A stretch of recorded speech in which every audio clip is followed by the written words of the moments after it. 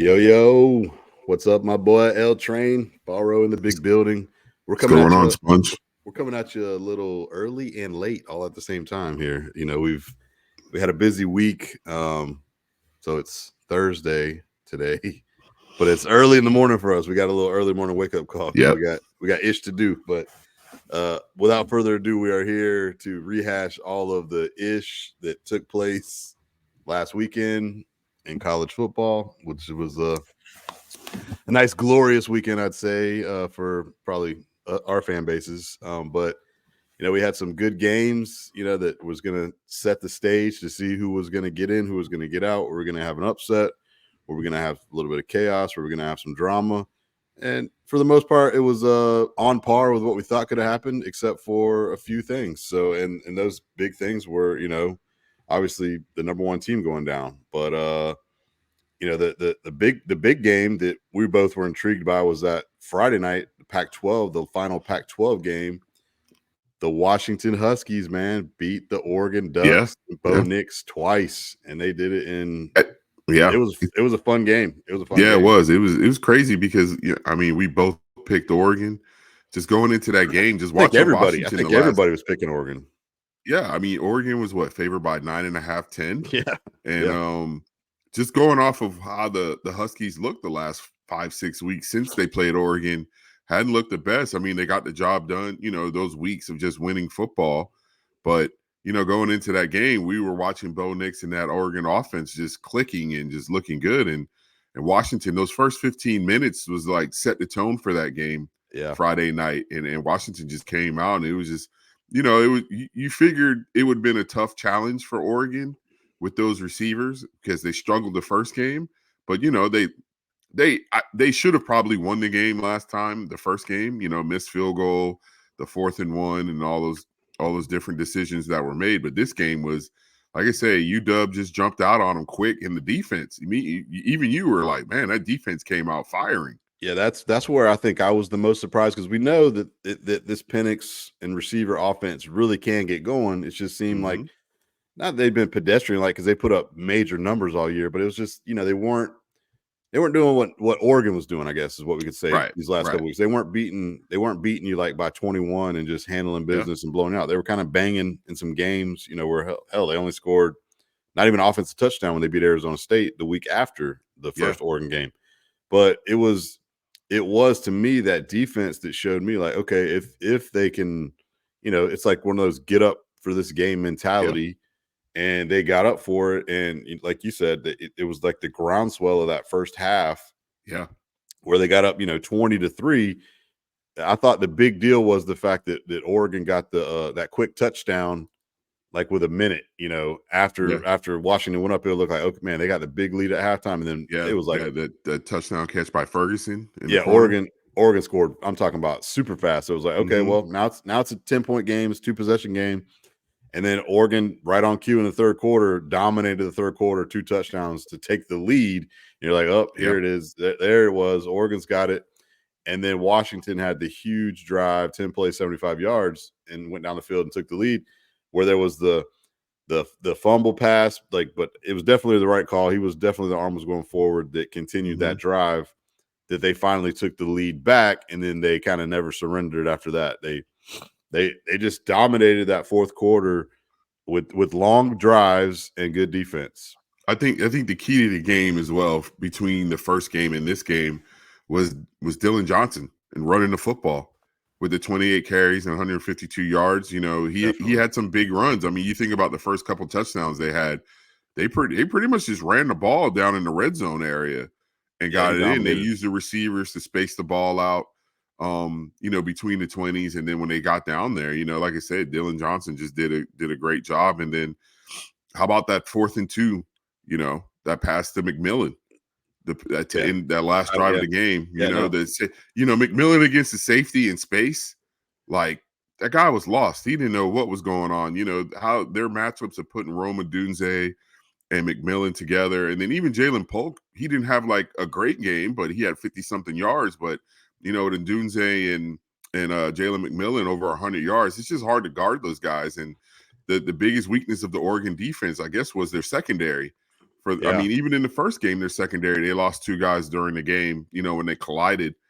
And right. it was just hey, Penix and the guys, let's just keep this thing rolling. And like you say, they just picked it up. And I guess they just been saying, hey, let's just get through these games. We don't care about how we win. They're not going to be sexy wins, but let's just get the W. And that's what they did today. They just got everything going. And like I said, the biggest thing was Jalen McMillan's been out for like the last 6-7 weeks with an injury. He's been trying to play here and there, but he'll, start the game and then couldn't finish the game with that knee injury, I believe what it was. But I think the defense had Bo Nix.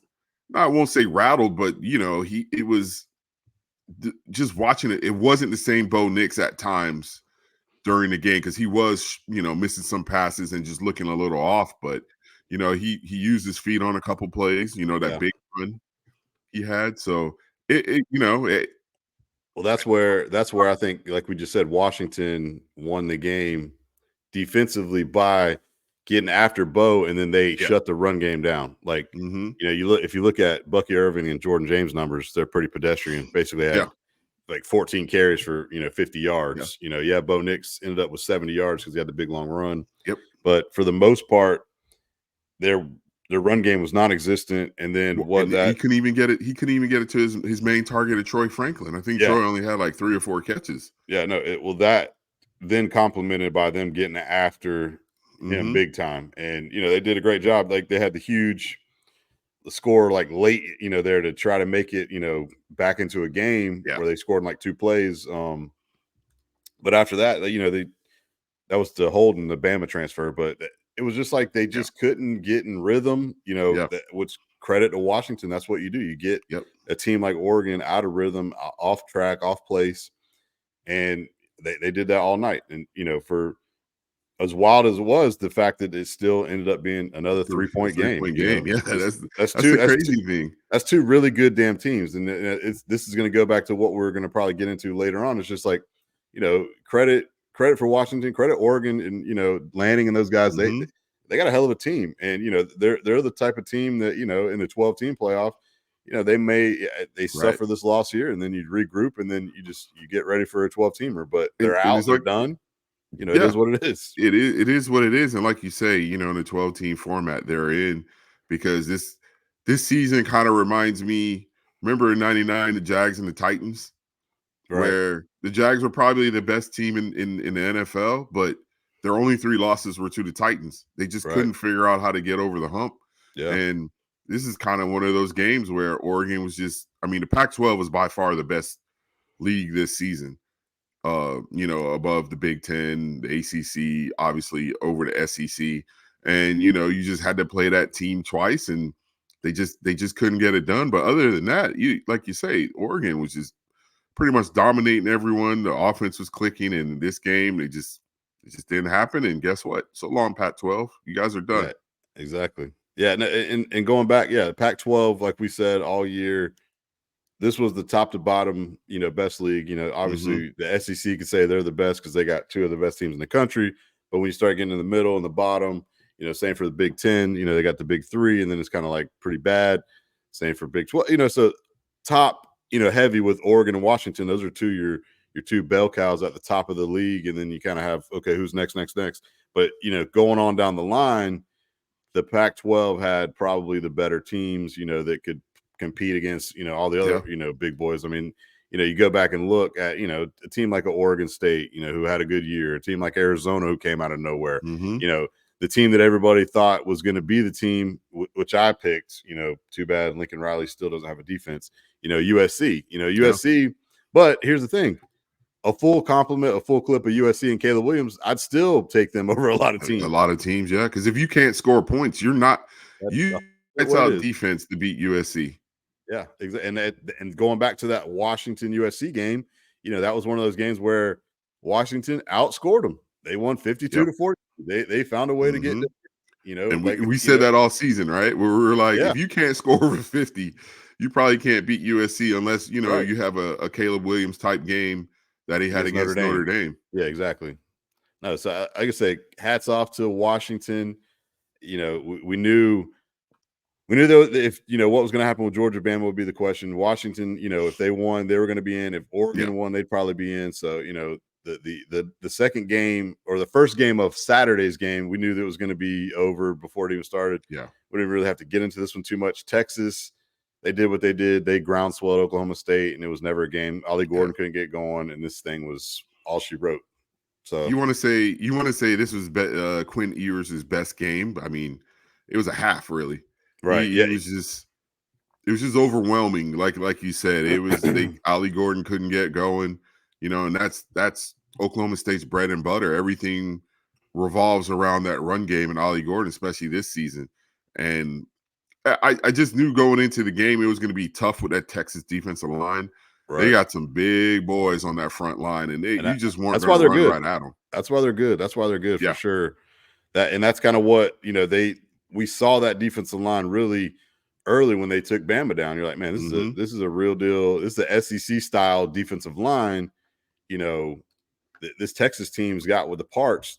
Yeah. Then they kind of had some injury issues, some whatever, this, that, and the other. They, lost that game to Oklahoma, but then they kind of found themselves back where they needed to be. And, they found themselves right in the prime spot. Those last 2-3 weeks, they knew they had to get the style points. And they did that for sure. People hate hearing that. It's funny just talking about that because, as we go on, that's going to be a topic. But guess what? That's always been college football. Yeah. People act like style points haven't always been around in this game. And Texas knew, like, hey, for us to get in, a possibility, we may have to blow out our conference opponent. And they did the last couple of weeks. Those couple of games Ewers was out, Malik Murphy came in and Arch Manning, they pretty much, righted the ship while he was out and they got the W's. And then once Ewers came back, other than, Jonathan Brooks being out those last couple of games, they were still putting up points and they still got CJ Baxter in the backfield. Yeah. Like I said, they went on that. Well, I was just going to say they went on that stretch where they won those 2 games by 3 points against K-State and TCU. Then they beat Iowa State by about 10. And then that was when they really put it on Texas Tech the week before. And then they smashed Oak State in the. Well, yeah, those 2 games. I mean, they still beat a good Kansas State game with their backup.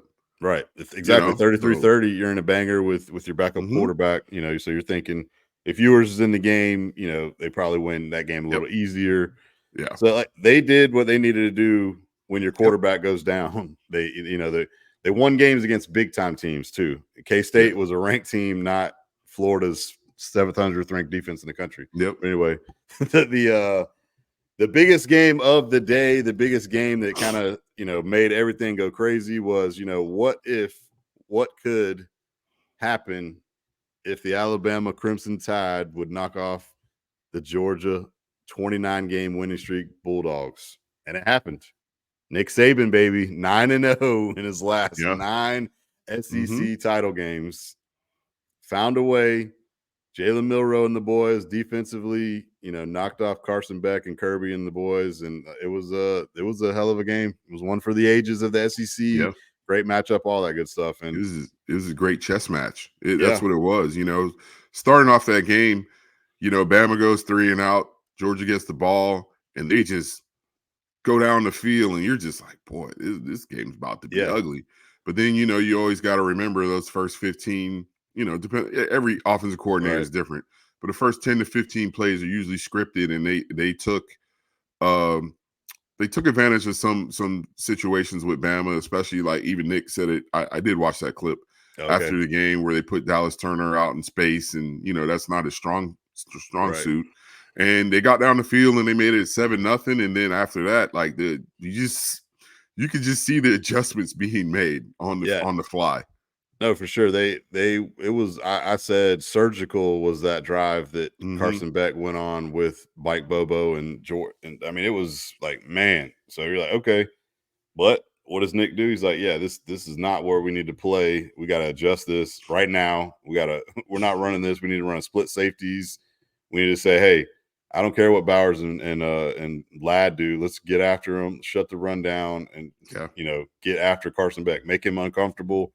And for the most part, they kind of got after him a little bit, and they basically slowed down Georgia's run game to basically nothing. And that's always one of the biggest stats in any games, and especially when it comes to like an SEC banger, who runs the ball better, who wins the line of scrimmage, usually wins the game. And Bama did a good job of, shutting Milton and Edwards down and kind of getting after Carson. Now, Carson had a pretty good day through the air, but guess what? He didn't throw a touchdown and he didn't throw for 300 like he has been doing. So Georgia did, or Bama did a pretty good job on what Kirby and them wanted to do after that first drive. Yeah, it's pretty much, we both picked Georgia. I mean, and we both said last week, we wouldn't be surprised if somehow Saban pulls this one. I won't say Saban, but the Alabama team pulled it out. Right. The MVPs of this game to me are the left guard in Booker, the center in McLaughlin, and the right guard Roberts. Yeah. Remember I texted you like Bama just needs to run the football. Yeah. I think what happened, those first couple drives, Tommy Rees in the offense realized, we can't just go out here and out throw Georgia. Where they're doing a good job of slowing out our passing game, but we have the size advantage on the lines of scrimmage, and they took advantage of it. It reminded me of what they wanted to do at the beginning of the season, but they really couldn't do because they had young guys on the offensive line. I mean, Georgia wanted to go light with the two spies, three down linemen and the two spies for Milroe. And then you're just watching it, and you're watching their offensive line, especially the interior three.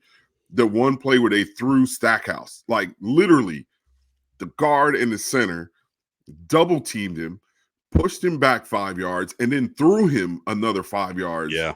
To where Roydell Williams, like there are runs where he didn't have the greatest numbers. No, he didn't. It wasn't great, but yeah, he had a good timely runs. In the middle of the field, most of their good runs were in the middle of the field, and like I say, those three linemen in the middle were just throwing guys around, and whenever they needed the fourth down, where Jam Miller ran right behind the right guard, they ran behind the left guard, and you're just like, holy, these boys are not playing today.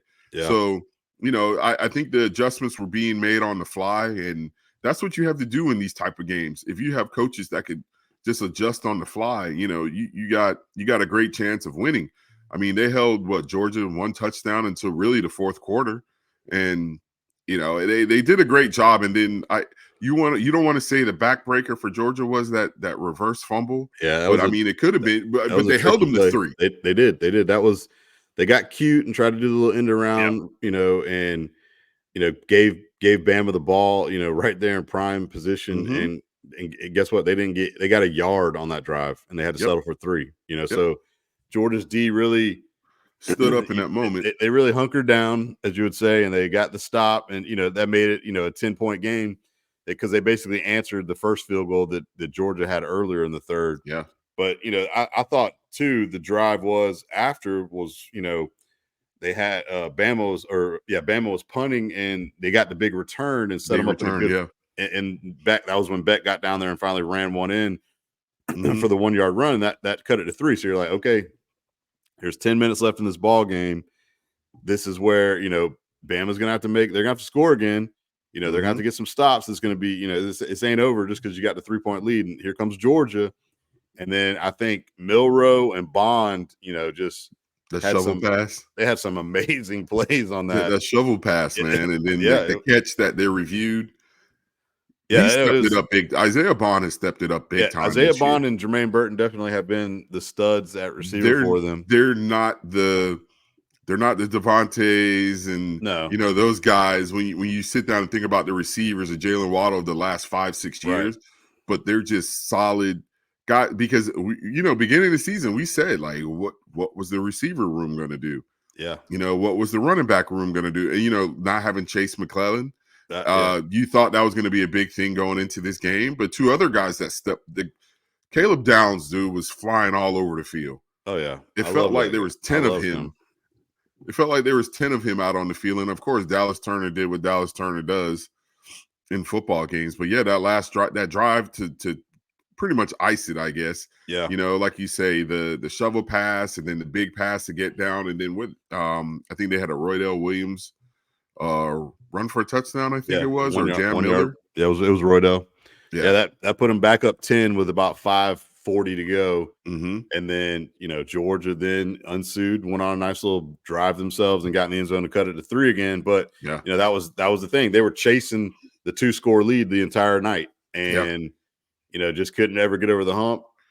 Bama basically got it, and a couple big runs from Jalen and QB power. They just ran QB power that last drive. Yeah, and that's what I'm saying. Like I said, they just beat them up on the line of scrimmage and just said, hey guys, it's on us. It's on the QB and the offensive line. We're not throwing the ball. We're not handing it off. We got this guy in the backfield that's special. And for sure. Like I say, so that then kicked off, your first like domino of like, okay, number one just went down. Yeah. What's about to happen here is, we got to see what the nightcap was. Everybody knew Michigan was playing Iowa. We don't even really have to talk about this game at all. We could talk about how great Iowa's punter and punting had more yards than their offense was. The Ray Guy award winner. That's about it. Go it. ahead and give him the Ray Guy. Yeah, he's about to break a record. He's about to break the I think it's the record for most punting yards in the season. All he needs is a 27-yard punt in the bowl game, and that's going to be real hard to do. Dude, he had a couple. The 10 minutes I watched, I didn't watch one down of that game. It was pretty bad. I tuned out. I was like, I'm not going to watch this game, even though we watch college football. I knew that this game was going to be worse than watching paint dry because the one team was not going to be able to score on Michigan.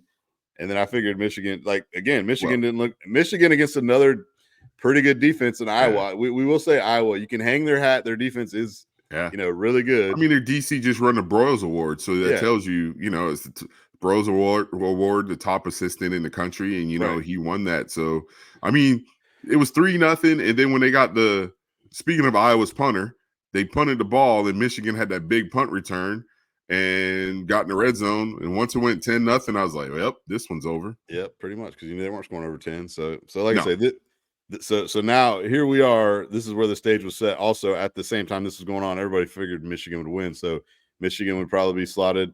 Now that Bama knocked off Georgia, Michigan would go to 1. You'd probably look at Washington, them being 2, and then you say, okay, well, where's Texas fit in? Where's Bama fit in? What's Florida State going to do tonight? Yep. Florida State. Backup quarterback to the third guy. Yeah. Because Tate Rodemaker got his brains toasted against the Gators the week before. And we get this ugly slugfest of a 16-6 Louisville win. But before we hop into the game, it's that night, that day watching the game when we were all together, and he came back in the game, and I'm just like, man, ain't no way this kid doesn't have a concussion. Right. His eyes were all over the place when he got hit. Yeah. And, people are going to say it was a dirty hit, but he slid late. And you're just like, how is he back in the game? It was not a dirty hit. It was not malicious. That's what happens when you slide late. That's what happens when you slide. And it's that kind of key. This wasn't like this. Well, of course it's bang, bang, but this wasn't one of those, like, it's the first quarter and the quarterback scrambling out. This was literally third down and forever. Mm-hmm. And the Gators were down 2 points. If we get a stop, we can maybe go down and win the game by 1. I'm selling completely out. I'm going 100%. Yeah. Boom, boom. That's what makes it even more bang, bang. So like it was not a dirty hit by Jaden Hill. Stop. No. I was just saying I wasn't trying to bring up and make it seem like it was a dirty hit. Right. The reason why I was bringing it back back in the game.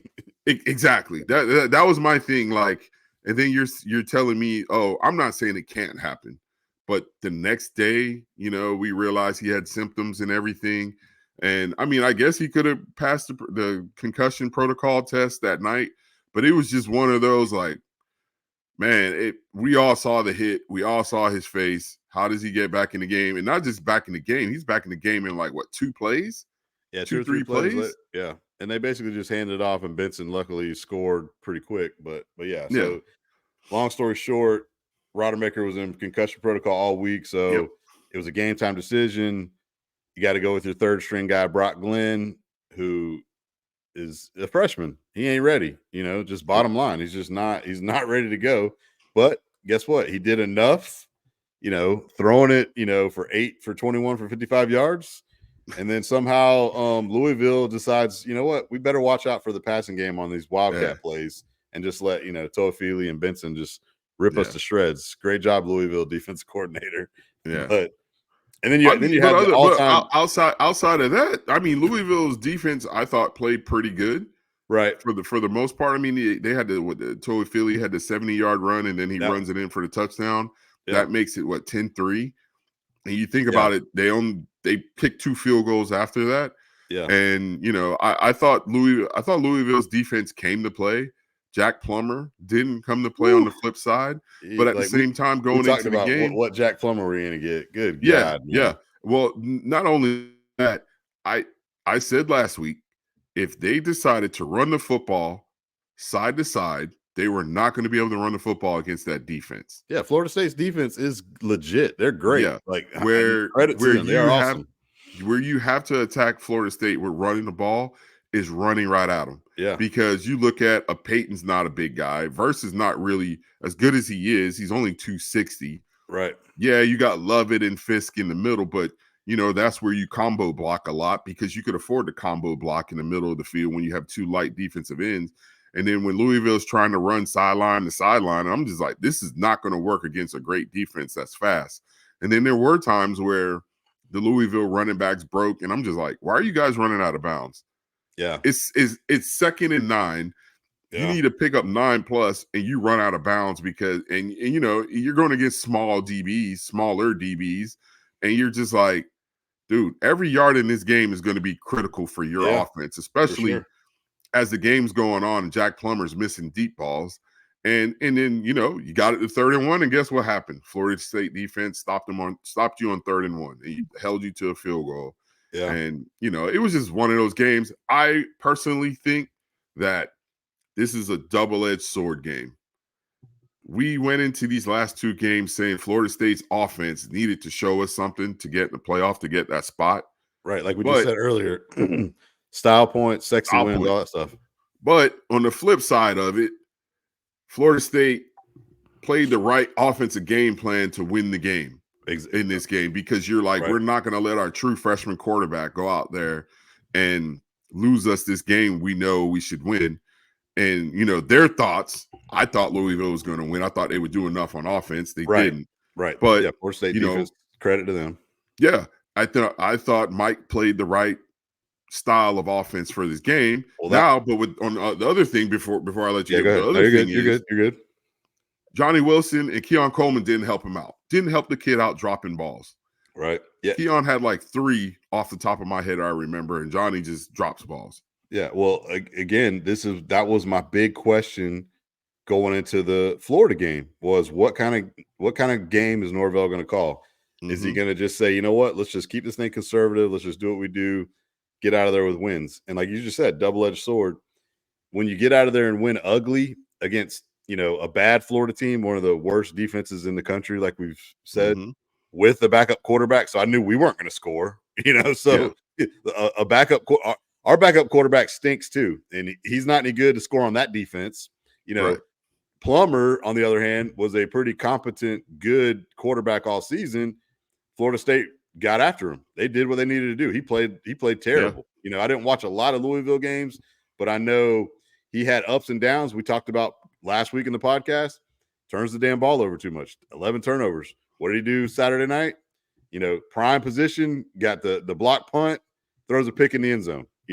That was maybe the play of the night. That was the backbreaker. Yeah, if you score a touchdown there, you might have won the game. But again, this goes back to the whole thing of, like you said, double-edged. You play to win the game and you do enough to win. But then it goes back to this Florida State team we know is not the same team without Jordan Travis. Yep. So they found ways to win. This wasn't like your Ohio State, JT Barrett and all those guys going down, and then all of a sudden you got Cardale Jones. You're like, who is this guy? And they won their Big Ten game 59-0. And was like, whoa, this wasn't that. This was not that. This is ugly. You literally ran Wildcat to get your big play touchdown, and your defense stepped up really good. Nobody is winning games in college football 16-6 that are the elite level teams. No. You ain't slowing down Alabama and Georgia. When is the last time Alabama or Georgia played a 16-6 game? It doesn't happen. Their offenses are too good. Before COVID? Yeah, it was like 9-7. What LSU, Bama? We'll go back to that one, which was probably about 8 years ago, maybe. Damn, Les But Miles has been gone from LSU for a while. exactly, he's not eating grass no more on the sidelines. He's, that's a long time ago.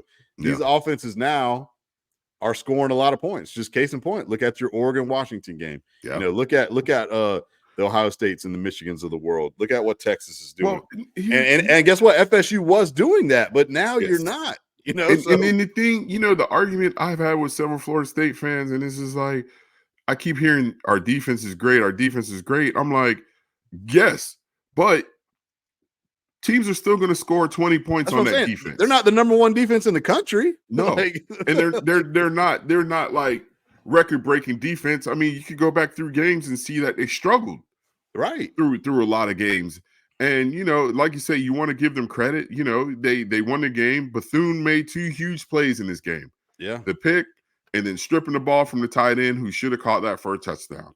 Right. And you just watch this game, and I've been trying to give Florida State credit I've been giving Florida State credit the whole year. You did. And I wrote them hard, but you did. And then going into the Florida game, I said, hey, we got 2 weeks to see what your offense looks like. And it just, you want to say, yeah, you had your third string quarterback in for this game, but hey, it is what it is. I just don't think Rodemaker was going to be that much better. He probably would have got you a touchdown, so it would have put you at what, 21, right? 2021 for the game. And but other than that, that's the thing, all right, we can leave this topic now. And we'll talk about like what happened. Yeah. So ultimately and I went out and said it after the game that night. I was basically, me being a smart ass sponge, I'm going to go make a joke and be like, congrats Florida State on your ACC championship, but you ain't getting in the playoff. And I said that. And I had, of course I could be, it was my opinion. I could be 100% right, or I could be dead wrong. It's a lot of people have opinions. A lot of people say things. And it was what I thought the committee was going to do after looking at what happened, with Georgia going down. And then you want to play let's play the resume game. We knew then Georgia's out. They lost. So it was going to be like we just said earlier today. Michigan got their win. They're going up. Washington got the win on Friday. They're going in. Texas looked pretty good. They're probably going to get in there. So then it boiled down to putting Florida State at 4 or Alabama at 4. And when you look at the resumes, yes, Alabama does have the loss, but to me, they had a way better strength of schedule. They played a lot tougher teams, and then they knocked off the number 1 team in the country, and here's where everybody gets sideways with it. Your quarterback is a major part of the game. I know everybody says there's 22 let me go through the criteria for there's you. 22 players, all that. Here's the criteria for the committee. Conference championship 1. We had 5 conference champions, right? Yeah. Here's before you even get on that one. This is where everybody needs. The system is what's jacked up. We knew this when they started the Final Four. Guess what? There's 5 Power 5 conferences. So every year somebody's not going to get in. So then it comes down to, and then the committee's been lucky these last 10 years. It's always somehow worked itself out. It has always worked out. Louisville didn't do him any favors, or Florida didn't do him any favors. It take that back. It usually works out. But remember, I think it was the first year or second year when before the Big 12 had a championship game where you had TCU and Baylor, the odd people out because they were co-champs. Right. So that's the year, one of those years Ohio State got in. That's when Ohio State got in with Cardale Jones. So it has happened. People want to act like this is brand new. Like Florida State fans want to say, oh, this is brand new. This is undefeated. I get it. This is the first time this happened to an undefeated team. Here's the other thing too, guys. This is not like it's been going on all of the life of college football. We've only had the playoff for 10 years. So it's not it's unprecedented because it's the first time it ever happened. And then, I got to hear the idiots on ESPN talk about, oh, computer could get it right. That's really worked out in the BCS era. Before that, we had the BCS. Well, guess what? Then Florida State would still be crying because you ain't in. Because it would have been Michigan and Washington, 2 teams out of the, that's everybody loved that, didn't they? They loved only 2 teams getting in by computers ranking them here, there, and the other. So and during the BCS era, you could go through my Miami team in 2000. Florida State got in, even though they lost to them head to head. They got in 2000. Right. West Virginia went undefeated, didn't get in with Pat White and those guys. And then you think about Auburn, didn't get in. I get it was only 2 spots, but Auburn was undefeated, and it was USC, and I can't remember who the other team was. It USC Texas that year? No, USC Texas was 2004. Auburn was 2006. Yeah, Auburn didn't get it. So you just go down the lines of, was it 04? Okay. So you think about it. What has it always been? Your schedule. You better win with style points, and you better be healthy. It's always been like that. But for everyone to act like it's never been like that, huh? I was about to say, go ahead and go back through the criteria because I interrupted you. No, you're good. So conference championship. We basically conference championship. We got 5 of those, but we only got 4 5. So go ahead. 3 were undefeated, and 2 had 1 loss. Right? Texas and Bama both had 1 loss. And then head-to-head competition. No one played head-to-head out of the 5. Out of Bama, Texas. Sorry. Yeah. So we have that. Comparative outcomes of common opponents. Bama and Florida State played LSU. They both beat LSU. Yep. X. Move on. So that's the 4th criteria. The 5th one. Here's the 5th one. Other relevant factors such as unavailability of key players and coaches that may have affected a team's performance during the season or likely affect its postseason performance. Don't be mad that this is the criteria. None of the criteria says it's SEC bias, Faro. It doesn't say you have to be undefeated. What's that? Yeah, this is SEC bias, Faro. You got to start. You got to cut that out. It's all about money. It's all about money. These people are crazy. Since we're going to go down that line about SEC bias, in 2020, 2021, the commissioner of the SEC conference, Greg Sankey, said, hey, guys, let's expand the playoff. Let's make it a 12-team playoff. Let's not wait till 2024. Yeah. Let's do it early. Let's start it. Let's get it going. And they voted on it, and guess who voted against it? The Alliance, baby. The ACC. The Alliance. Big Ten. The Big Ten and the Pac-12. So if you're going to be mad at anyone, be mad at your conference commissioner. Mm-hmm. Because all the teams in the conference could have went to the commissioner and be like, whoa. Like, we already know we struggle to get in. And because Clemson was Clemson the last 10 years, they've gotten in regardless of the ACC. Right. And I get you can't see the future, but at the same time, you got to say, well, there's a ton of SEC bias out there, allegedly. Mm-hmm. So why wouldn't we want to go ahead and expand this playoff format? That's what they all were complaining about. So you had your opportunity to expand the playoff, and you're going to sit here and tell me that your conference commissioner said no because they were all mad at the Big Ten and the SEC during 2020, 2021. So don't give me the SEC bias when the SEC commissioner was forward thinking, saying, hey guys, let's do this. And it didn't happen. Exactly. That was the whole thing of too, is like Sankey's always been ahead of the curve on all these guys. But, for you basically to get in this whole thing where you're like, all right, that was the whole deal too. Then they were talking about not stealing teams and all that stuff. And then it was just like a free for all with the realignment, that whole stretch right there. Again, bottom line, my thing, what I hang the hat on, and we wouldn't even be having this argument. We wouldn't have this argument all week because obviously this happened last week. So we're behind recording this, talking about it because everybody's been talking about it for 4 or 5 days now. Mm-hmm. But the bottom line is, the one thing that I will say, it's not about anything but Jordan Travis being out. And again, that's all what it is. It's not about the money. It's not about this. It's not about the other. And I know everybody's like, well, that's just not fair. It's not fair because it's not the same. College football has always been that way. We deserve a chance with our defense, and we can get Tate Rodemaker ready. Like, no, it's not. I'm sorry, but the product on the fields, we witnessed 2 games, and then we've had even people brought up, what if JJ McCarthy or Jalen Milroe would got hurt? That would have been a major. I don't know. If Milroe would have been out too, if Michael Penix would have been out the last couple of weeks, and that offense of Washington, I'm talking about Friday. I'm talking about Saturday. If Saturday, Georgia, yeah. So then it would be like, what would happen here? Should Alabama still get in? And that to me, that'd be questionable for me. But here's the bottom line now is what you're raising the point of who's got the better backup quarterback, I guess, that type of deal.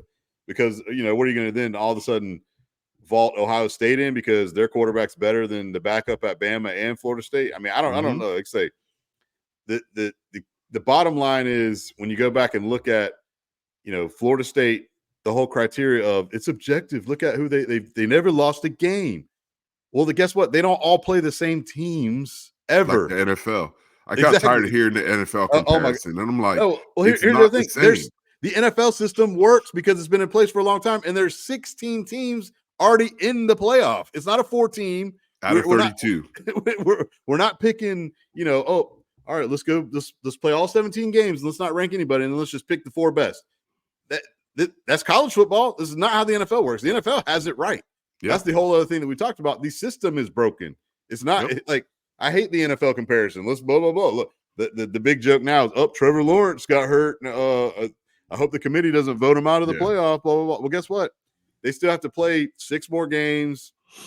There's still a lot of slots. Unlike there's only 4 right now in college, where there could be 12. But guess what? Next year there's 12. So Florida State, you're a year behind. I'm sorry. You lose. You're not going to the playoff. You're out. It's at some point you knew it had to happen. And it's just like we've been saying, like the committee's just been lucky. Like there are 100 plus teams in college football, Division I. We get that only 20 to 30 that play in a conference could play for a national championship. Right. We know realistically only 10 to 12 teams can possibly win a national championship. Right. And usually there's 5 to 6 teams that possibly could win the national championship, and there's only 4 spots. And even in those games, they've been pretty bad because the product of whatever, TCU last year losing to Georgia, getting smoked, Notre Dame getting smoked, Michigan State getting in, Washington, we get all of that. But this is one of those years where we had legitimately 5 good teams because the reason why I'd argue that we had about 8 good teams. That's what I was saying about Oregon. Like if like an Oregon got in there, like I wouldn't want to play them, week 1 of this thing. Yeah, it's just one of those years. And you look at Georgia. Georgia didn't. The reason why Georgia probably didn't get in, they didn't win their conference championship. Yes, their strength of schedule was good. Their head-to-head competition, they probably had a couple teams. They were the same as Alabama. Comparative outcomes, they were pretty comparative, but they had everyone. So they didn't check off the first box, which was the conference championship win. Yeah, they still allowed Georgia. Teams. Go ahead. No, I was going to say Georgia's still, I think, one of the 4 best teams in the country. And they're not in. They're exactly. If I'm Georgia and Kirby, we got screwed. We're pissed. We're upset. Because bottom line is this. You just ran down the numbers of what Georgia did, and they've allowed other conference champions or non-conference champions in this Final Four. Now, like I say, whether it worked itself out because a team might have had 2 losses on that 5-line, 4-line, but here's another unprecedented thing besides the whole undefeated thing. No team has been number 1 and lost in the last week and dropped completely out. That's unprecedented. It's never happened until Saturday. So usually they drop to 3 or 4. Yeah, exactly. Because especially the team they beat, it was not they lost to a scrub. Like they didn't lose to Iowa, an unranked or a low tier team. They lost to Bama, who was in the top 10. By what? A field goal. It wasn't a blowout. It took everything. Field goal game. It took everything for Bama to have to play a perfect game to beat that team who had won 29 games in a row. So like Georgia, like they got to be feeling. I mean, sorry Georgia, sorry Justin and the boys, but yeah, you're right. You're right there. You can reach it. You see it. You're reaching out for your opportunity, and you didn't finish the job. Yeah, and guess what? You're out. Yeah, that's just what it is. Bottom line, like you said, you broke it down. Out of all the teams, you start getting about 20 realistic teams, and you get to 10 teams that can maybe really push for the winning the whole thing. But then really it probably boils down to about 3 or 4 teams maybe. So, in the playoff, we're going to see, you're probably going to still see some blowouts. You're probably still going to see some bad matchups. It's going to happen. That happens in the NFL too. Will a team like, if Oklahoma snuck in at 11 or Ole Miss snuck in at 11, we already watched what Ole Miss, and Bama, when they played Georgia, like they dismantled them, but could a Ole Miss maybe match up a little bit better against a Washington or, a Yeah. Texas or something, so that's where you're going to get some good upsets. You're going to get some good games, and somebody will upset somebody. But I still think what's going to happen when we see this playoff in the next couple of years is still the top dogs they're somehow going to find a way to get one of those 4 teams are going to be in the Final Four, are going to be in the national championship. It's just the cream rises to the top. But hey, you might get like an Arizona who gets in and then all of a sudden knocks off 2 teams, or Missouri, right? So, and for me, it's just like, all right, so you guys really want to just get in and get smashed, right? I mean, I heard, Josh Pate. He was talking about it. And he's like, the better outcome. He's like, Florida State fans, I know you don't want to hear this, but the better outcome might be the fact that you didn't get in. Because guess what? You could always hang your hat on. We could have won this thing. We got screwed, and to the day you die, we got screwed. Yeah. You got screwed, and I'll admit to that. You got screwed. Okay, fine. But someone was going to get screwed. Someone was going to get screwed in this situation. Exactly. So because even if they put Florida State in at 4 and they didn't put Alabama in, Alabama's going to be like, well, we had the best win of the season in our conference championship game. We beat the number 1 team. How often do you in the situation Alabama was in, you beat the number 1 team and then you're left out? Yeah, that very rarely happens at this late stage in the game for sure. All I'm saying is Florida State, they can hang their hat on that, all that, whatever. What sucks again is now you get to play against the team who was just number 1 in a bowl game. But now these meaningless bowl games, if you're not in the college football playoff, are 1,000% meaningless because we've already seen the portal open and you've seen NFL departures. To a point, because everyone's sitting there. I've been hearing all this garbage about they shouldn't play in a bowl game. They're not leaving $6 million on the table. Yeah, exactly. You're not leaving that kind of money on the table to say we're not going to play. We're not going to play in a New Year's 6. Right. And then we got to hear this dumbness of the state of Florida talking about we're going to put money aside. And so Florida State could sue $1 million. Yeah. Like, come on, man. Use that money. We can use that money for other things in the state of Florida. Like, that's the last thing you need to be using the money for. Yeah, they ain't changing nothing, guys. Keep politics out of Johnny it. Wilson's already left, guys. So it ain't. Yeah, they're not going to all of a sudden. They're going to take Bama out. Bama, you're out. You can't go anymore. We're changing. Yeah, Florida State, you're in. Have fun with your lawsuit. That's probably going to take 3 years, and then they're going to say, "Well, the bylaws said this, so your best player wasn't there." So they have a criteria they could lean on. And even though if I'm a judge, I'm like, this is what we're really wasting taxpayers' money on. Yeah. Like, get over it. Get over it. You guys didn't get in. It sucks. We all agreed you somehow got screwed a little bit, but this is just one of those years. It wasn't like a 2-loss team jumped in front of you. If Ohio State jumped in front of you, I would agree with it. But and this is what happened, in my opinion, with the committee. We talked about it the other day. Like, I think they were doing their week-to-week poll, kind of like how I was doing my week-to-week poll. I wasn't looking to next week. I wasn't looking ahead to the conference championship game. I mean, you kind of were with your poll saying projecting out a little bit, a couple weeks. Right. I was doing my poll of saying, this is where we are this year, and this is what happened. So I got to put this team right here. And I think that's why they put Florida State in at number 3 last week. And they're saying, all right, we're not worried about the conference championship game this week, but you got to show us what you need to do in that conference championship game. Right. No different than I thought the dumbest thing was putting Ohio State at 6. I didn't understand it because they should have put at least Texas and Bama in front of, and then whoever lost, they could have jumped Ohio State back in front of them. Right. So, and I get the argument of everyone saying, well, the talking head saying, well, if you knew Jordan Travis wasn't going to be healthy and you weren't going to put them in, they should have put them at 5. But I think the committee was giving them an opportunity. The week after the Florida game, basically. Yeah, but the committee was giving them an opportunity to say, hey, this is where you're at today.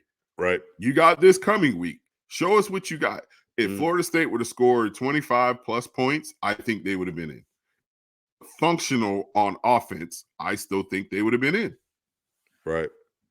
Yeah, so the Gators screwed Florida State big time by knocking Tate out Yeah, of the game. so did Miami. We both screwed. We No, both our teams both that's what I'm screwed saying. Florida State. Our strength of schedule with playing a not so good Gator team definitely didn't help them out. And again, Yeah. you go back and look at where the teams finished ranking wise in the top 25. Like Florida State's best win is LSU, and Bama has that too. So like, name your next one. Bama has a couple. Their top next 10 best win wins. is what? Miami or Clemson? Yeah, Clemson probably. I mean, I No, guess it was I guess It was Louisville. It was Louisville. Sorry, Louisville. But after that, it's Miami or Clemson. Miami wasn't ranked in the top 25. Clemson's like at 22 or something. I said their best No, win. yeah, those were their three top 25 wins. Right. So whereas Bama has Ole Miss. They got Georgia, Ole Miss, and blah blah blah LSU, and they have somebody else too, Tennessee. Yeah, Tennessee's all in the top 25. I mean, Missouri. And then again, I know everybody didn't want to. I know everybody didn't want to hear it. Their one loss. This is the team was ranked number 3 in the country. But that was a double-digit loss in Tuscaloosa. That can't happen. They got to be out of there. They lost the game. They Bama went and scheduled somebody too. Like they scheduled the number 3 ranked team in the country. Right. So that's if they didn't want to do that, then they'd be undefeated. If they wanted to, schedule cream puffs. Be mad at Michigan. Michigan didn't play anybody. Yeah. Again, we talked about that. We could point flaws in every team in the top 5. Yeah, like we wanted to talk about how Washington's resume is better than Michigan's. Like if top to bottom wise, like you played in the best conference this season. Literally, who did Michigan beat? They beat Ohio State and they beat Penn State, and that is it. That is it. We talked about the Big Ten. We talked about how bad they were, and yes, I still think Michigan is a really good team, and benefit of the doubt is kind of where Ohio State and Michigan are because of the last couple of years. So they start way up there. So when they destroy the teams who are sorry and then they beat each other, one of them has to go. It's like, what do we say? It's always by default sometimes, So guess what? That's where now. Go ahead. College football has been like this forever. Right, exactly. That's the funny thing to me this week was everyone's acting brand new and acting like we've never had controversies in college football before. And I got to hear I'm not watching the college football playoff and I'm not watching college football. Don't watch it. Just like bowl games, no one's making you watch. Yeah. No one's making you watch. Yeah. If you don't want to watch it, then don't watch it. Like I say, I keep it moving. And like you said earlier, most of these bowl games are probably going to suck anyway because of transfer portal and guys going to the league, coaches moving jobs. Like I said, all bowl season. Let me clarify this. Ricky tried to pull me out on this one the other day about how important the bowls are. College football bowl games are not important to the fans. They are important to the coaches of those teams that get their young players ready for next season. Yeah, they give them a couple extra practices to get going. Because that's what half the time, most of these guys now are all leaving, so you're not inserting new guys. So the best way to get ready is repetition. When guys haven't played the whole season, and then you got to get them reps. That's the only way. The other thing you do in a bowl game like this, right, is when you're going to have a young team and you're going to do something like that, then what you do, you get your rallying cry going and you try to get this team to springboard into the next season, to springboard into the next, spring ball. Yes. So like that's where you can tell when a staff or a team really kind of takes the bowl game serious. And none of them, who knows who does, sometimes one particular group of teams and players are really going to take it serious and others are just going through the motions. That's just what it is. You have a lot of, exits, so like, that's the whole thing of like, how serious is Florida State going to rally for this bowl game? I mean, the mass exodus is what I'm thinking I'm going to see. I mean, we already see Peyton's transferring, which is surprising. You're going to see Johnny. Yeah, you see Johnny Wilson. He's declared. Yeah. Keon's got to be next. You see Jared Verse really putting on for the logo in this bowl game.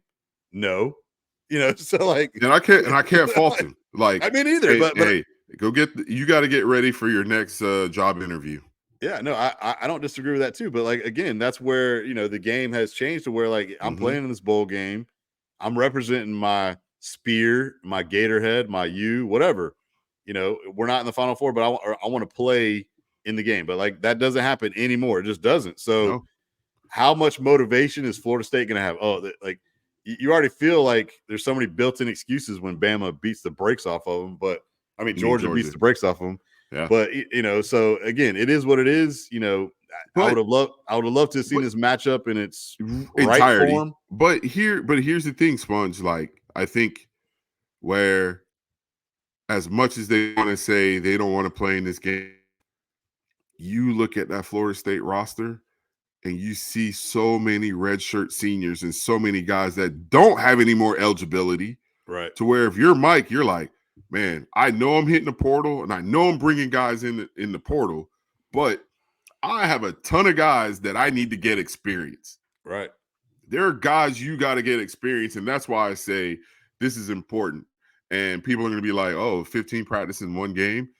Doesn't sound like much, but when you go from a backup or third string and you're running with the ones and the intensity changes because you're not on scout team where you're kind of half-assing it and you're looking at cue cards and you're moving to the ones and you're like, all right. And you're actually going to play in a game. Playing in an actual game against different people. Yeah. Sometimes the lights go on for some, and sometimes coaches realize he ain't that guy. Yeah, no, for sure. Like I agree with that too. And that's where and like I say, when I say that, it's not important for us fans. Right. No, for sure. This is like, again, because guess what? They are in a sense meaningless. Like, who cares who wins or loses the game? It has nothing to do. No. It's for pride for your school going, that's 10 games or winning a bowl game, all that. And that's it. It doesn't have any more bearing on the season. You look at it as, oh, it was a down in the dumps. We lost the bowl game to close out the year, or springboard into next year. Yes, we won a game, blah, blah, blah, whatever. And, so it's, again, all in how you use the time. And so, what is Kirby's motivation? What is, where's Lane Kiffin on his motivation for their bowl game? Ryan Day. Right. Yeah. Ryan Day. Everybody wants to fire you, but, you lost 4 games in 5 years. But, so again, it's all about, I mean, hell, guess what? Who's your quarterback? Devin Brown, I guess, is the quarterback in the bowl game, not Kyle McCord, because he's in the portal. Is he back healthy? Remember, he broke his ankle. Yeah, well, shit, I don't even know. Good question. Yeah. Right. So who the hell's the quarterback for Ohio State? I mean, there's 28 guys in the portal. I mean, some teams may not even have a quarterback. That's what I'm saying. I look at Miami and Ja'Cory Brown, who hasn't played all year, but I think he's probably in the portal. But guess what? This is tape for him, for coaches to see. Has he developed? Right. Has he gotten better?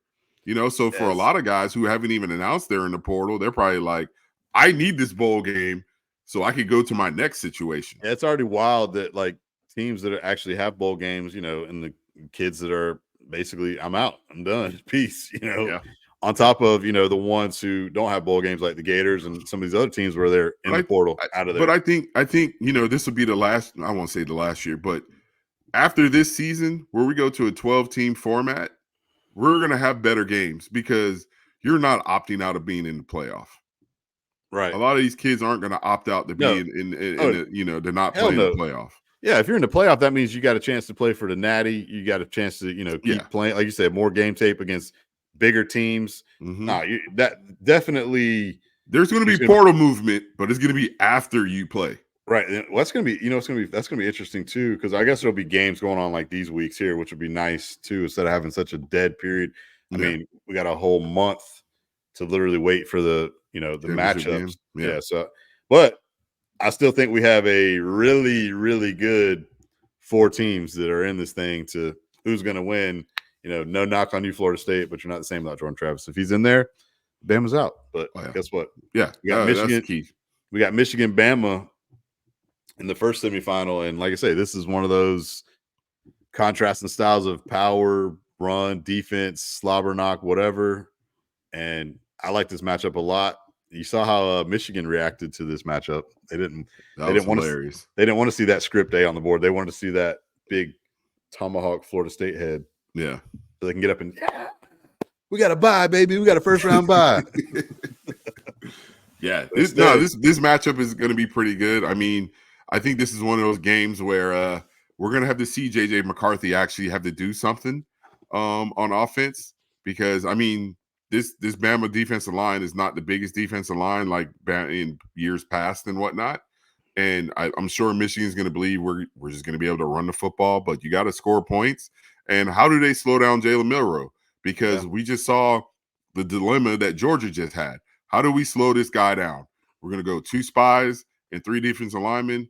Didn't work. And then Bama's like, well, you know what? If you want to go light in the ass on the defensive line, we're just going to run the ball at you. Yeah. And then still that element of him being able to run out of the pocket and make big plays, where he doesn't get a lot of credit is like just the little scramble plays where he just picks up the first down, where it's like 3rd and 3, 3rd and 2. And then, when he's looking at that 3rd and 2, like, oh, I can easily pick this up. You see those safety starts coming down fast, and then next thing you know, Bond and Burton are behind him, and he gets that deep ball off. It's going to be – I think it's going to be a good matchup right now. Obviously, I'm favoring the GOAT and Bama. So we'll see. But, maybe playing out in the Rose Bowl might have a little bit of effect on them, because if the committee would have sent them to New Orleans. Yeah. Well, no, it wasn't the committee. It was Michigan got to choose. Well, they chose right. Let's put it like that. You knew. Yeah, Michigan wasn't going to choose going to the Superdome. Hell no. Hell no. That would have been a definite home game. Bama home game, baby. I mean, don't get me wrong. Bama fans travel, and they're going to go to that Rose Bowl. Oh, yeah, for sure. That was a closer ride to the Dome. I think, like I said, we're just brushing up on this, a month out, where we're at now, because we'll break down. We'll do another game breakdown as we get closer to the championship games, but I feel like, Bama right now, they're playing at they just beat the number 1 team in the country. They're playing at a good level. Yes, that was the other argument that everybody wanted to throw in there.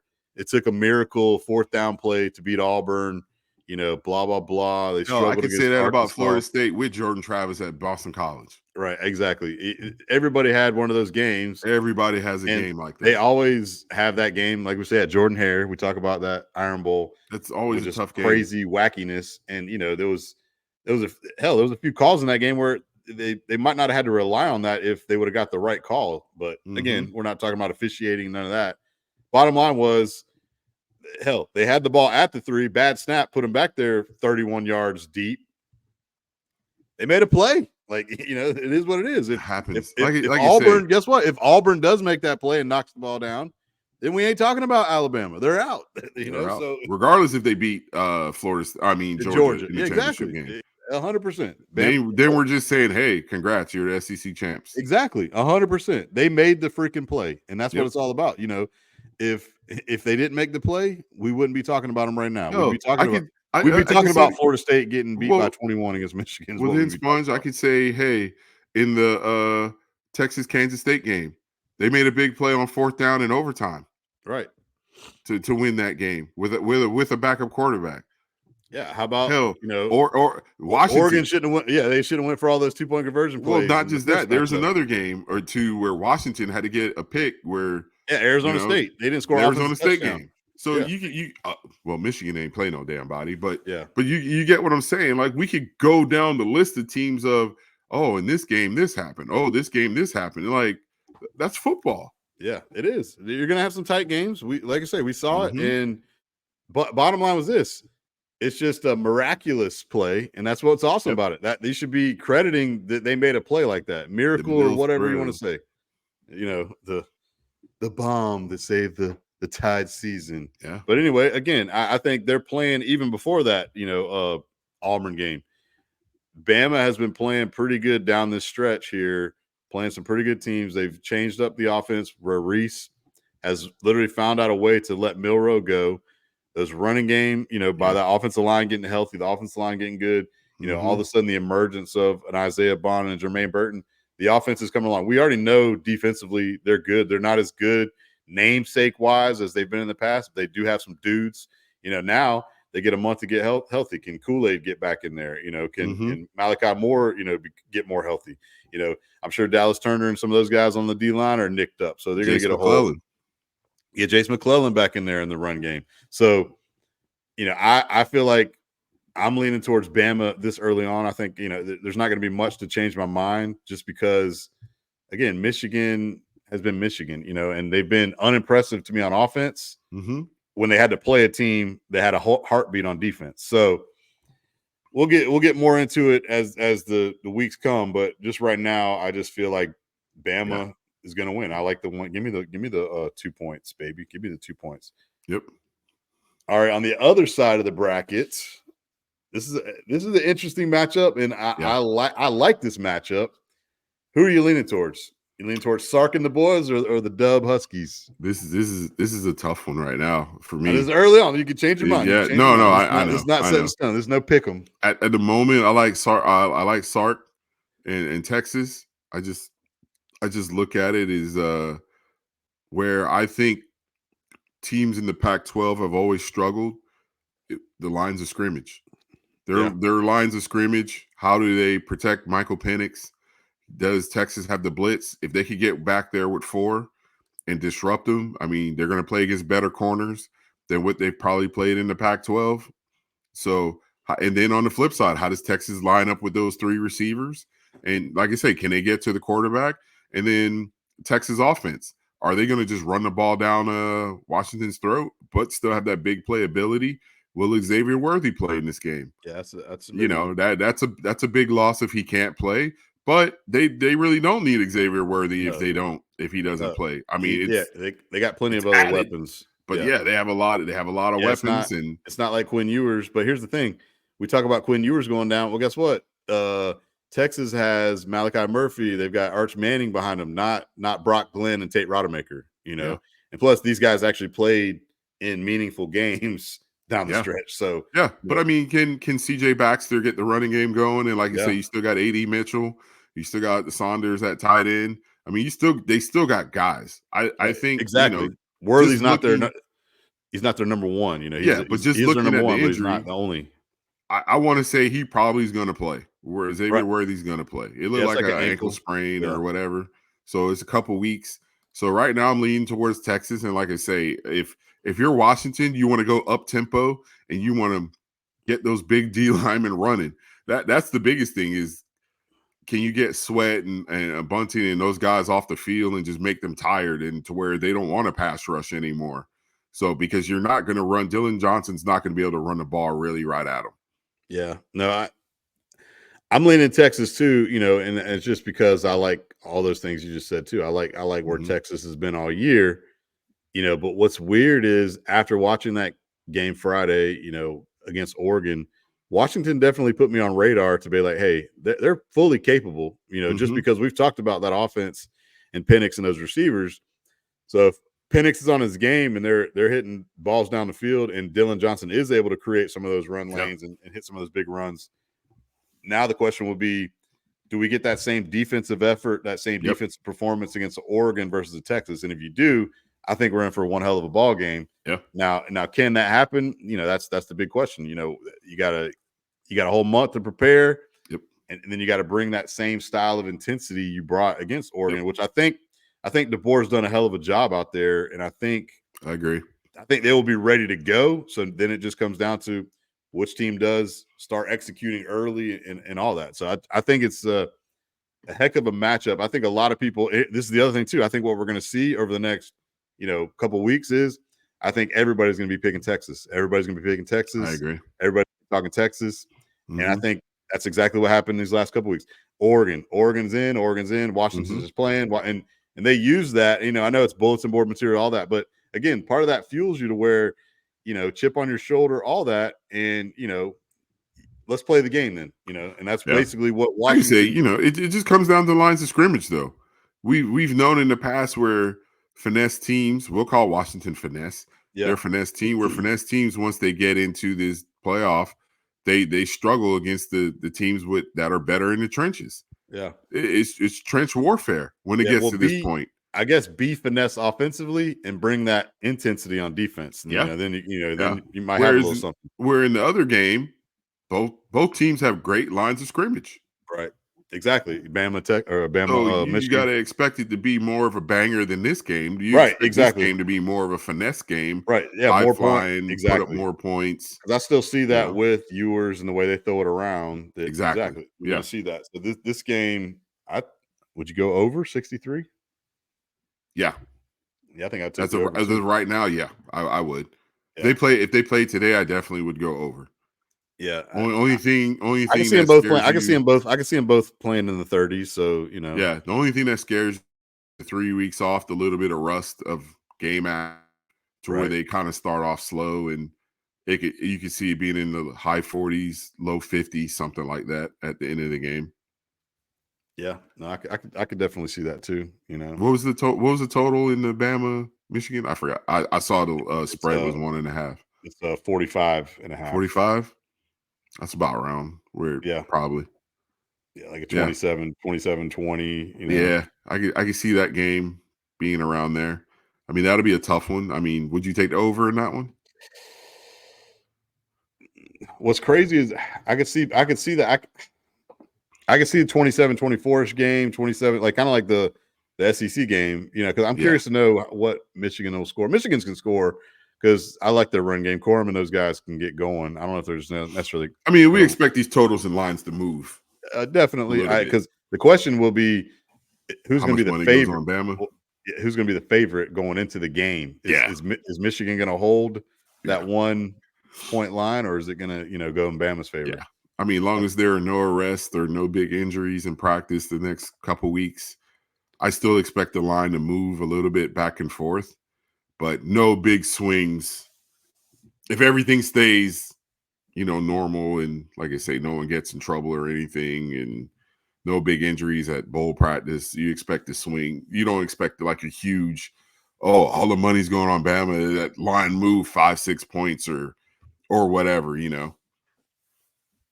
Yeah, no, I feel you. Yep. I feel you. All right, dog. Before we get out of here, Army Navy, break it down. Let's go. Army Navy, 124th meeting of this game. Navy's up 62-55-4. 16-2 unders in this one. The spread, the total. I was joking about this too, guys, but go ahead. The total is 27.5 and 16-2 the last 18 matchups with the under. Army's favored by 2.5 in Foxborough. First time they're playing in Foxborough.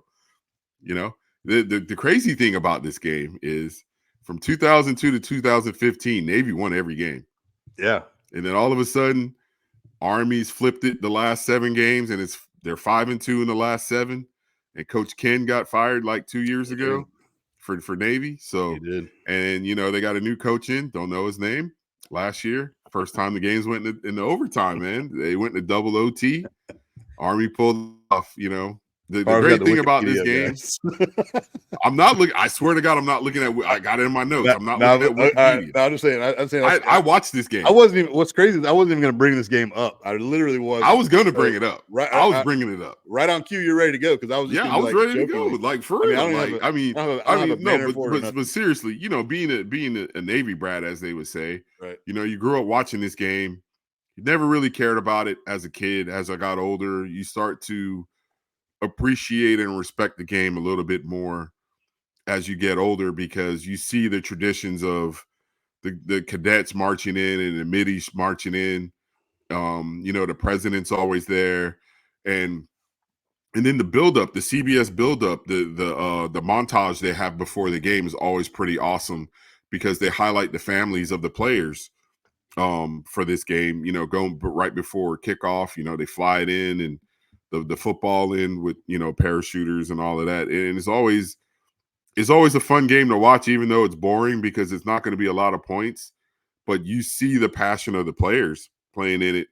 And at the end of the game, one of the biggest traditions is singing second, and whoever sings second you see that place get electric, because whoever sings first, you can see the tears, they're somber, they're sad, and next thing you know, when it's time to sing second and you see that team sprint to the other side to their fans and the band, and it's a pretty cool thing to watch, in my opinion. Like I said, as getting older, watching these games, and the Commander-in-Chief trophy's up for grabs. If Navy wins, there's a 3-way tie. Air Force keeps the trophy. If Army wins, they get to take the trophy home.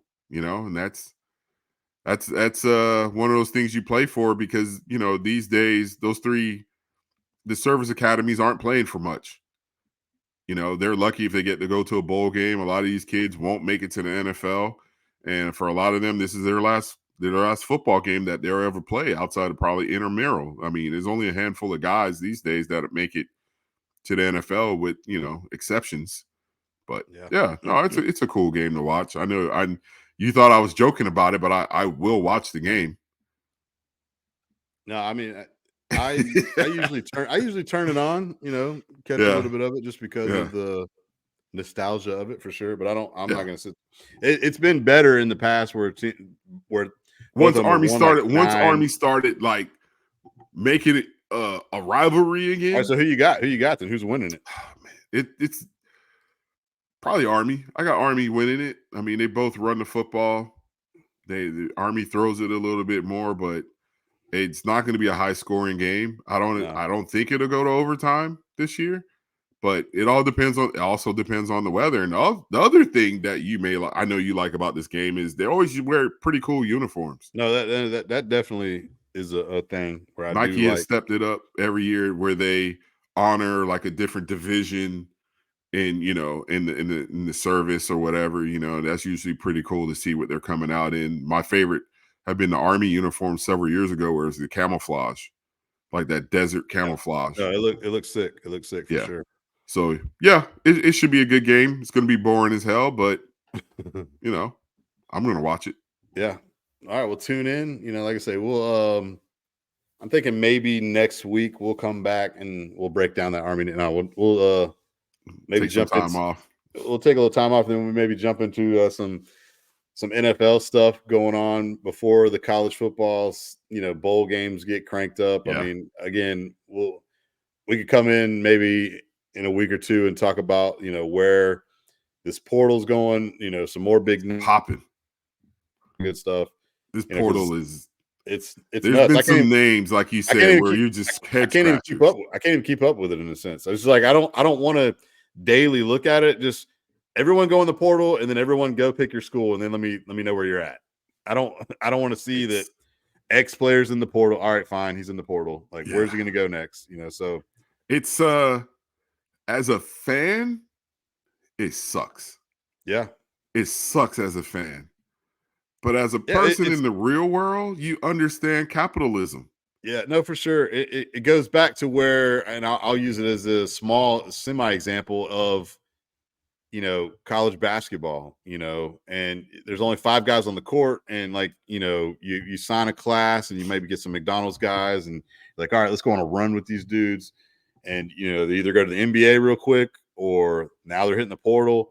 And like, you can't even the next year, it's a whole new team. It And really is. it's like It you really can't even is. get to know your team because they're gone. You're like, Mhm. oh, I loved Brad Beal. Well, he's in the NBA after 1 year. Or Yeah. oh, I love this guy. Now he transferred to blah, blah, blah. You're like, Yeah. and then when you do that, like 4 or 5 guys, you're like, it's a whole new team. So like, How are these guys steady like coaching is I couldn't do it, man, because you're recruiting 24/7. You're yeah, recruiting high school guys and you're recruiting your guys. yeah, having to re-recruit your signees Yeah. is Because crazy. because you look at it like this, you look at Oklahoma's situation. We watched Dylan Gabriel have a great year. He's gone. Well, And you just look at certain guys where you're just I like, told you that was going to happen. Like those Boomer Sooner fans want the 5-star they signed the year before. They're like, we don't care about Dylan. I They're guess like, they're this paying him too much to sit on the bench. that too. I mean, Jackson Arnold coming out, he was one of my favorite quarterbacks. So we'll get to know him next year. He's legit. But yeah, I get Dylan Gabriel. Go find a new place. I get you wanting like the 5-star to play, but when you're watching guys like put up numbers and you're just like, but it's not like Cam Ward leaving Washington State where we know Washington State is not going to win or not be in contention or for the national championship. Like, I get it. And they're in the Pac too, but you're Right. Dylan Gabriel at a Big 12 school or SEC school now, and you have every opportunity to possibly be in the playoff because you're playing at Oklahoma. It's not like Right. you're at Oklahoma State. You're at Oklahoma. So, Yeah. I mean, I get the business decisions and they have to be made. And guess what? If I was a parent, I probably would tell my kid, hey, if the opportunity is better, but you better know. So you better know that that opportunity is there. Don't go assuming, if you're a third teamer, don't go assuming somewhere else. Like the funny one, like we joked about Brock Vandegrift. Yeah. He went in the portal on Monday and he was committed in the afternoon to Kentucky. Yep. There's tampering going on. Don't tell me there's no tampering. Right. Well, Someone's talking to someone. The one I'm the biggest surprise for me was McCord. You know, like the team went 11-1, lost to Michigan by 3. You know, I know we've had our ups and downs with Kyle McCord's season. He still threw for over 3,000 yards and 30 touchdowns. Yeah. Now, granted, he had a lot of picks, but again, he's still only a sophomore.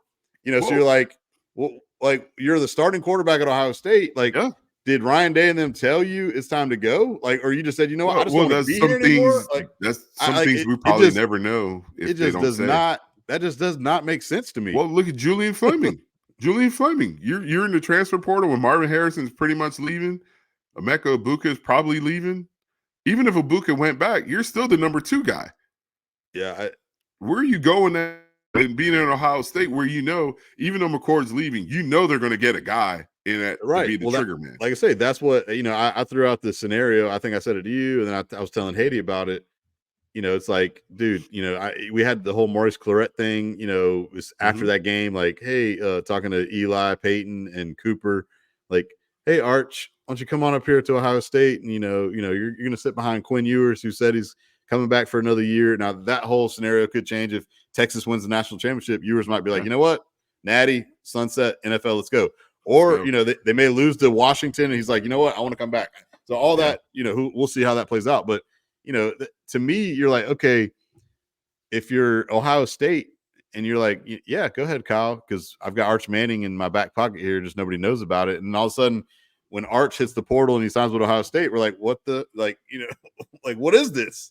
You know, so it's crazy to me for an 11-1 quarterback on a team who was number 5 in the country, 6 in the country, in the playoff all year until they lost to Michigan. Well, I did see something where, and there's not a guy behind him who's like we need this guy. Well, one of the beat guys, I forgot who it was, I was reading on X. They were saying that he couldn't take the fan base coming at his neck the whole year. Yeah, I mean, we got to, I guess, kind of factor that in with mental health and everything. And yeah, he's just like, you know what, some guys don't want to. You don't want to, like. I get it. Like you say, as much as I bagged on the guy the whole year, I don't think he's a great quarterback, even though he was crystal ball to my team, which is funny.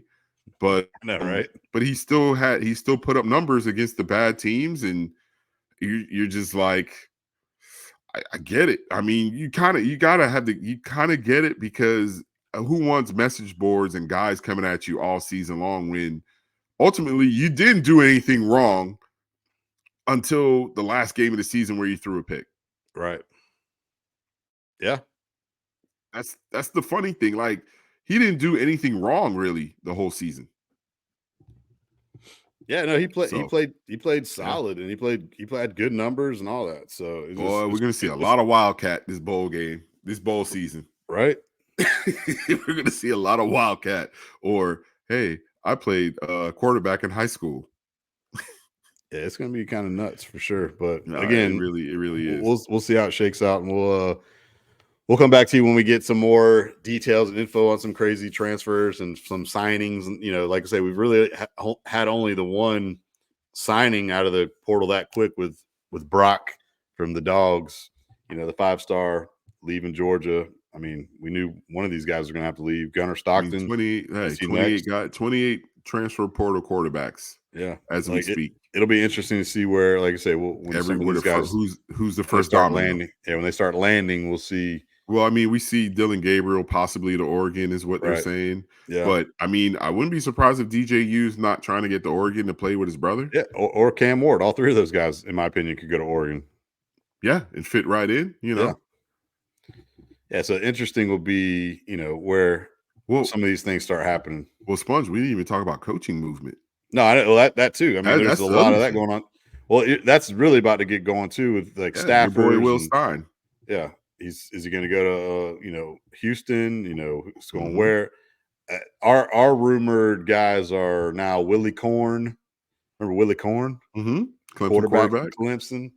Yeah, he's been at Liberty. That's where it was. Yeah. And so he's been the OC and quarterback coach there. He's a hot rumor for the Gators OC job. You're at Eddie O for the defensive line? I heard. Hey, come on, baby, bring Eddie O Hey, back. if you got rid of 2 of your best recruiters, you better have a big dog Right. to replace them. And he's he's one of the best recruiters ever. Yeah, the other guy is the DB coach for the Chargers in the league. They're looking at him to replace Corey Raymond. So, Oh, okay. yeah, like I say, there's going to be a lot of staff movement. There's gonna be a lot of staff movement. Yeah, so a lot of The shuffling. one I hope doesn't happen down in Miami that's kind of rumored is Guidry as a head coaching spot. I just possibly movement. Gotcha.